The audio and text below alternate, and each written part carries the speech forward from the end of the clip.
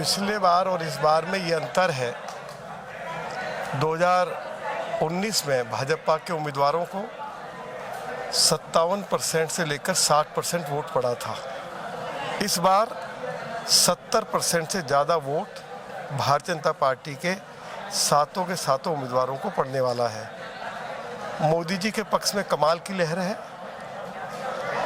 चारों तरफ लोग मोदी जी की जय जयकार कर रहे हैं और सभी लोग, चाहे वो किसी भी जाति धर्म संप्रदाय से संबंध रखते हो, सारी जाति धर्म की सब सीमाएं तोड़कर मोदी जी को तीसरी बार देश का प्रधानमंत्री देखना चाहते हैं। और देशवासियों की भी यही इच्छा है कि 400 से ज़्यादा सीटें मोदी जी को हम जिता कर दें, जिससे कि वो बहुत ही शान के साथ तीसरी बार देश के प्रधानमंत्री बने। और सभी लोगों को मोदी जी के ऊपर गर्व है कि वो आज दुनिया के सबसे लोकप्रिय नेता हैं और अनेक क्रांतिकारी कदम उन्होंने पिछले अपने 10 साल के शासन काल में उठाए हैं। तो लोग उनके कामों से पूरी तरह से गदगद है। साउथ दिल्ली से रामवीर सिंह बिधूरी चुनाव नहीं लड़ रहा है, चुनाव श्री नरेंद्र मोदी जी के नाम पे लड़ा जा रहा है।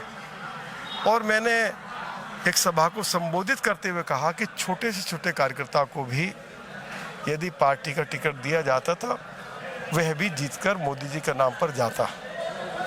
मैं बहुत आभारी हूँ देश के यशस्वी प्रधानमंत्री आदरणीय मोदी जी के प्रति, पार्टी के राष्ट्रीय अध्यक्ष श्री JP नड्डा जी के प्रति और देश के यशस्वी गृह मंत्री आदरणीय श्री अमित शाह जी के प्रति कि मुझे उन्होंने साउथ दिल्ली पार्लियामेंट सीट से पार्टी का कैंडिडेट घोषित किया है और साउथ दिल्ली की सेवा करने का मुझे जो अवसर दिया है, मैं अपनी ओर से और साउथ दिल्ली के सभी मतदाताओं की ओर से, पार्टी के कार्यकर्ताओं की ओर से अपनी सेंट्रल लीडरशिप का धन्यवाद करता हूँ। और मैंने साउथ दिल्ली के जो भी हमारे सम्मानित मतदाता हैं उनको एश्योर किया है कि उनके सम्मान में कभी कोई कमी मेरे पार्टी पर दिखाई देगी नहीं।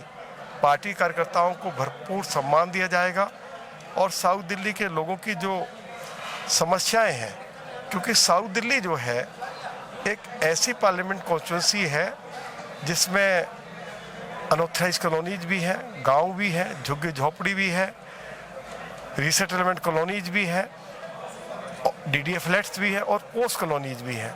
तो उनकी अलग अलग तरह की समस्याएं हैं। इन पिछले 9 सालों में अरविंद केजरीवाल की सरकार ने दिल्ली को पूरी तरह से बर्बाद कर दिया और अरविंद केजरीवाल की सरकार ने दिल्ली को बहुत ही बेदर्दी के साथ लूटा भी है। दिल्ली में हमारा पब्लिक ट्रांसपोर्ट सिस्टम पूरी तरह कोलैप्स हो गया है। ये बात कही जाती थी कि दिल्ली के लोगों को हम 24 घंटे क्लीन वाटर देंगे, आज लोगों को पीने का पानी मिल नहीं रहा। एक एक बूंद पानी के लिए लोग तरस रहे हैं। जो पानी उपलब्ध कराया जा रहा है वह भी दूषित पानी है, जिसको पीकर लोगों के पेट खराब हो रहे, लीवर किडनी खराब हो रही है। इसी तरह से पिछले 9 सालों में अरविंद केजरीवाल की सरकार ने ट्रैफिक व्यवस्था को ठीक करने के लिए कोई एक नया फ्लाईओवर नहीं बनाया। ये वायदा भी दिल्ली के लोगों के साथ किया गया कि उनकी सरकार दिल्ली में नए 25 कॉलेज खोलेगी, हर साल 5 कॉलेज खोलेगी। अरविंद केजरीवाल की सरकार एक भी दिल्ली में नया कॉलेज नहीं खोल पाई। 500 स्कूल्स खोलने की बात कही गई थी, 76 स्कूल्स पिछले 9 सालों में अरविंद केजरीवाल की सरकार के द्वारा बंद किए गए हैं। हमारा हेल्थ मॉडल पूरी तरह से फेल कर गया है। सुप्रीम कोर्ट को ये कहना पड़ा है दिल्ली सरकार के हॉस्पिटल्स की जो हालत है बूचड़ खाने से भी ज़्यादा ख़राब है। अभी हमारे हाई कोर्ट के एक्टिंग चीफ जस्टिस माननीय मनमोहन जी को ये कहना पड़ा है, डबल बेंच को, कि दिल्ली सरकार के हॉस्पिटल्स में केवल 6 CT स्कैन की मशीनें हैं जो अमूमन ख़राब रहती हैं। हम दिल्ली के 3 करोड़ लोगों को मरने के लिए नहीं छोड़ सकते हैं। दिल्ली सरकार की रिपोर्ट कह रही है कि दिल्ली सरकार की हॉस्पिटल्स में या जो मोहल्ला क्लिनिक्स हैं वहाँ नकली दवाइयाँ लोगों को उपलब्ध कराई जा रही हैं। तो दिल्ली को पूरी तरह से बर्बाद करके रख दिया है और अरविंद केजरीवाल और उनके मंत्रियों के ऊपर अनेक भ्रष्टाचार के गंभीर आरोप हैं। उनके एक फॉर्मर डिप्टी चीफ मिनिस्टर को जमानत नहीं मिल रही है, उनके एक MP को जमानत नहीं मिल रही है, उनके एक फॉर्मर हेल्थ मिनिस्टर वो मेडिकल ग्राउंड्स पे बेल पर आए हैं। तो इन्होंने जैसे मैंने कहा है कि दिल्ली को लूटा है और अनेक भ्रष्टाचार के आरोप अरविंद केजरीवाल के ऊपर भी हैं और उनके मंत्रियों के ऊपर भी हैं, और आने वाले समय में इनके खिलाफ जो मेरा मानना है, जिस तरह का भ्रष्टाचार इन्होंने किया है, इनकी जगह विधानसभा में नहीं होगी, इनकी जगह दिल्ली सेक्रेटेरिएट में नहीं होगी, इनकी जगह जेल में होगी।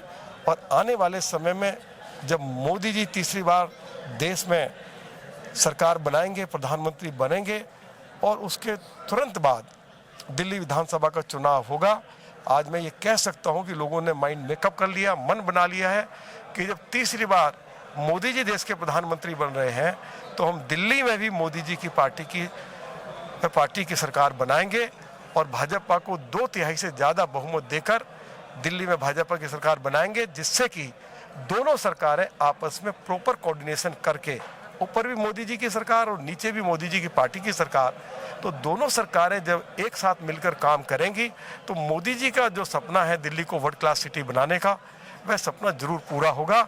इसी को लेकर हम आगे बढ़ रहे हैं और लोगों का भरपूर आशीर्वाद और सहयोग हम सभी को मिल रहा है। सर एक सवाल सर, आम जनता जिस प्रकार से उम्मीदें लगा रखी है आपसे, तो युवा ने भी तो उम्मीदें लगा रखी है ना, तो आप क्या युवा के लिए क्या विकास कार्य करना चाहते हैं? नहीं, युवाओं के लिए अनेक तरह की योजनाएं मोदी जी की सरकार ने शुरू की है।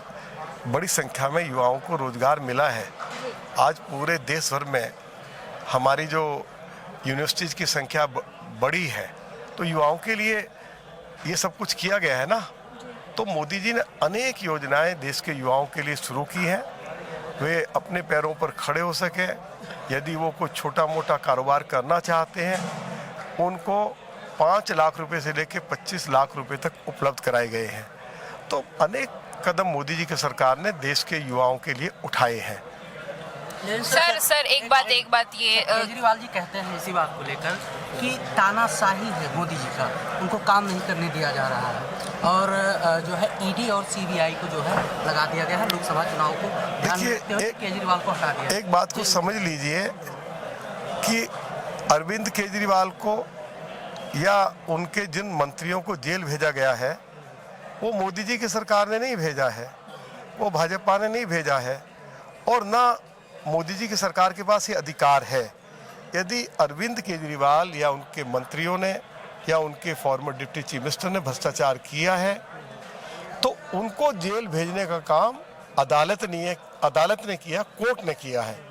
और अब कोर्ट ने ये पाया है कि इनको जमानत नहीं दी जा सकती है क्योंकि इन्होंने भ्रष्टाचार किया है। तो सर इसी बात पे बोले हैं कि जैसे जमानत मिला उसके बाद भी जो है ईडी का समन आज भी दिया गया है। आप मुझे ये बताइए, यदि उनके खिलाफ भ्रष्टाचार का आरोप है तो उनको कानून का सम्मान करना चाहिए, उनको ईडी के समक्ष पेश होना चाहिए और अपना पक्ष रखना चाहिए। आखिर अरविंद केजरीवाल अपना पक्ष ईडी के सामने क्यों नहीं रख रहे हैं? उनको जमानत मिल गई है तो इसका मतलब ये नहीं है कि केस क्लोज हो गया है या उसमें फर्दर जांच पड़ताल नहीं होगी। तो अरविंद केजरीवाल को आज नहीं कल ईडी के समक्ष पेश होना होगा और ईडी के सवालों का जवाब देना पड़ेगा। मैं ये स्पष्ट कर देना चाहता हूँ। सर 7 सीटें हैं। एक सवाल है सर, ये जो मदनपुर खादर इलाके में जो रोहिंग्याओं की बस्तियां बस गई, पिछली बार जब कार्रवाई करने गई थी एमसीडी के जो वहाँ पे बुलडोजर लेकर के, कार्रवाई नहीं होने दी गई। सर आप इस दिल्ली के अब सांसद ही हैं एक तरह से, अगर लोगों की जो जनभावना है तो इस बाबत क्या कर रही हैं? क्योंकि इनकी वजह से लॉ एंड ऑर्डर की सिचुएशन जहाँ भी ये होते हैं ये जरूर क्रिएट होती है। देखिए, मदनपुर खादर जो है वो साउथ दिल्ली का पार्ट नहीं है, वो ईस्ट दिल्ली का पार्ट है। मोदी जी ने देश में सीए कानून लागू कर दिया है। जो हिंदू, सिख, ईसाई, बौद्ध, जैन पाकिस्तान से, अफगानिस्तान से, बांग्लादेश से लुट पिट कर आए हैं, बहन बेटियों की इज्जत लूट ली गई, मंडप से उठा लिया गया। उस मजबूरी के चलते हुए उन्होंने भारत में शरण ली है, उनको नागरिकता दी जा रही है। और जो बड़ी संख्या में बांग्लादेशी घुसपैठिए और रोहिंग्या जो नशे का व्यापार कर रहे हैं, जो घरों में घुसकर चोरी और डकैती करते हैं, और जिन घरों में वरिष्ठ नागरिक रहते हैं वो अपना उसकी जानकारी लेकर और फिर उन घरों में जाकर चोरी डकैती करते, कई बार सीनियर सिटीजन्स का मर्डर भी उनके द्वारा किया गया है। तो इन सभी घुसपैठियों को बाहर निकालने का इंतजाम मोदी जी की सरकार करेगी, चाहे अरविंद केजरीवाल जितना चाहे विरोध कर लें।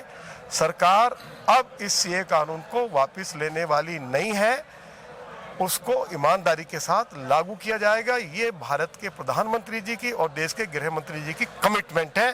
तो ये जो घुसपैठिए हैं इनको देश से बाहर खदेड़ा जाएगा। सर सात सीटें हैं आम आदमी देश। पार्टी कहती है इलेक्टोरल बॉन्ड पे कि जिन्होंने इनको चंदा दिया है बीजेपी वालों को, उनको बीजेपी वालों ने भैया ये खाली बीजेपी को चंदा नहीं मिला है, कांग्रेस को भी मिला है, टीएमसी को भी मिला है, अनेक पार्टियों को चंदा मिला। जो छोटी छोटी पार्टी है उनको हमसे ज़्यादा चंदा मिला है। तो चंदा मिला है ना, तो उसका रिकॉर्ड है। यही तो मोदी जी कहते हैं कि भाई ये नंबर 2 का पैसा नहीं लेना है, जिससे लेना है उसका रिकॉर्ड हमारे पास होना चाहिए। तो मोदी जी ने एक साफ सुथरी व्यवस्था शुरू की है और सभी को ही चंदा मिला है, ये तो नहीं खाली भाजपा को मिला है। जी सर 7 सीटें हैं, आपको दक्षिणी दिल्ली से टिकट दिया गया है, आप पे विश्वास जताया गया है, तो आपको क्या लगता है कि यहाँ की 5 या फिर आप मान लो प्राथमिक ऐसी कोई अड़चनें जो आप सही कर पाओ और जनादेश का स्वागत करो? देखिए, मास्टर प्लान की जो सड़कें हैं उनको हम लोग बनाएंगे जिससे कि ट्रैफिक व्यवस्था ठीक हो सके। हमारी 69 ऐसी अनऑथराइज कॉलोनीज है जिनको मालिकाना हक नहीं दिया गया है, उनको मालिकाना हक दिलवाएंगे। जो भी कठिनाई आ रही है उसको हम लोग पूरी तरह से दूर करेंगे। और साउथ दिल्ली में बड़ी संख्या में लोग गाँवों में रहते हैं। गाँवों के डेवलपमेंट के लिए अभी हमने दिल्ली के ऑनरेबल एलजी से 1000 करोड़ रुपया दिलवाया है, और भी राशि की आवश्यकता होगी हम दिलवाएंगे। हमारी जो अनऑथराइज कॉलोनीज है, अनऑथराइज कॉलोनीज में बहुत सारी ग्राम सभा की ज़मीन खाली पड़ी है, डीडीए की ज़मीन खाली पड़ी है। ऐसी ज़मीनों पर हम अनऑथराइज कॉलोनीज के लोगों के लिए, गांव के लोगों के लिए अनेक तरह की नागरिक सुविधाएं जुटाएंगे, जैसे स्कूल है, हॉस्पिटल है, डिस्पेंसरी है, बरात घर है, या कॉलेज है, या कहीं हमें सीवेज ट्रीटमेंट प्लांट बनाना है या वाटर ट्रीटमेंट प्लांट बनाना है। तो ऐसी ज़मीनों का हम क्षेत्रवासियों के लिए नागरिक सुविधाएं जुटाने के लिए इस्तेमाल करेंगे। तो ये हमारी प्रायोरिटी होगी कि हमारी सड़कें अच्छी हो, हमारी ट्रैफिक व्यवस्था ठीक हो, और जो हमारा जो बिल्डिंग बायलॉज है या जो लोग अपने लिए घर बनाते हैं उसमें जो भी हमको सुधार करना है, जिससे कि लोग बगैर किसी डर, बगैर किसी भय और बगैर शासन प्रशासन को एक पाई पैसे दिया बगैर वो अपने लिए अच्छे से अच्छा घर बना सकें, ऐसी व्यवस्था हम अपनी केंद्र सरकार से अपने लोगों के लिए उपलब्ध कराएंगे। सर, अंत में एक पॉलिटिकल सवाल सर, जो केजरीवाल जी बच्चे की कसम खाकर कहते थे कि हम कांग्रेस से कभी भी गठबंधन नहीं करेंगे, इस बार उनका टाई अप हुआ है। ये तो ठीक है सर, देश में मोदी की लहर, लेकिन वो इनके गठबंधन से कितना ये डेंट कर पाएंगे, क्या असर डाल पाएंगे सर? देखिए, केजरीवाल जी के जो बच्चे हैं उनको ईश्वर लंबी उम्र दे, वे स्वस्थ रहें। और अरविंद केजरीवाल जी ने जो बच्चों की झूठी कसम खाई है, इस 2024 के चुनाव में आम आदमी पार्टी के उम्मीदवारों की लोग जमानत जब्त करा के उनको सबक सिखाने वाले हैं। धन्यवाद सर। शुक्रिया सर। जैसे कि आप सबको पता है कि आज हम साकेत में आए थे और हमने आज श्री रामवीर बदूड़ी से बात की थी। उन्होंने अपना पक्ष रखा, उन्होंने बताया कि बीजेपी के जो सांसद जो चुनाव में खड़े हुए हैं उन्होंने बोला कि विकास कार्य पे बात किया, या फिर केजरीवाल को लेकर भी जो बातें की हैं आपने सब सुना होगा। मतलब जिस प्रकार से बीजेपी के प्रत्याशी को उतारा गया है, यानी कि विकास का कार्य लाया जाएगा दक्षिणी दिल्ली में। अब तक के लिए बस इतना ही। बने रहिए खबर पंचायत पर, ऐसी और खबरें, तमाम खबरें आप सबके सामने लेकर आएंगे। धन्यवाद।